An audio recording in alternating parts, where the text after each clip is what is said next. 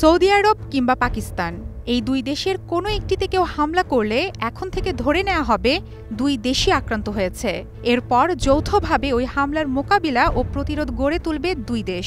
এমন একটি প্রতিরক্ষা চুক্তি সই করেছে মুসলিম প্রধান দেশ দুটি। এ নিয়ে তাৎক্ষণিক প্রতিক্রিয়া দেখিয়েছে পাকিস্তানের চিরপ্রতিদ্বন্দ্বী ভারত।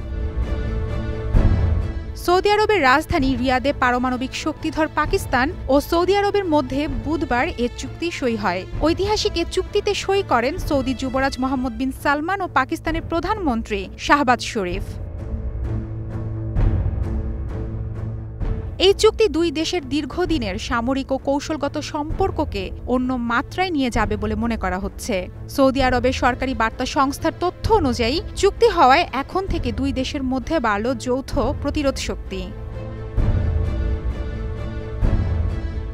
এটিকে দীর্ঘদিনের আলোচনার ফসল বলে মন্তব্য করেছে সৌদি সরকার। ১৯৬৭ সাল থেকে এখন পর্যন্ত পাকিস্তান ৮,২০০ সৌদি সেনাকে প্রশিক্ষণ দেয়। দুই দেশের মধ্যে যৌথ সামরিক মহড়াও চালু রয়েছে বহুদিন ধরেই।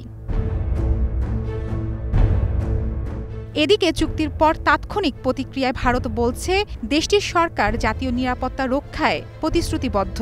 এক বিবৃতিতে পররাষ্ট্র মন্ত্রণালয়ের মুখপাত্র রণধীর জয়সওয়াল বলেন, তারা চুক্তিটির বিষয়ে জানতেন।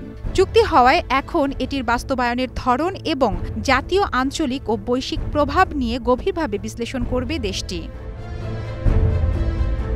সম্প্রতি কাতারের দোহায় ইসরায়েলের হামলার পর জরুরি ভিত্তিতে ওআইসি-ভুক্ত ৫৭ মুসলিম দেশের নেতারা বৈঠক করার দুদিনের মাথায় এই চুক্তি করল সৌদি আরব ও পাকিস্তান। মারফুয়াতুন রুচি, স্টার নিউজ।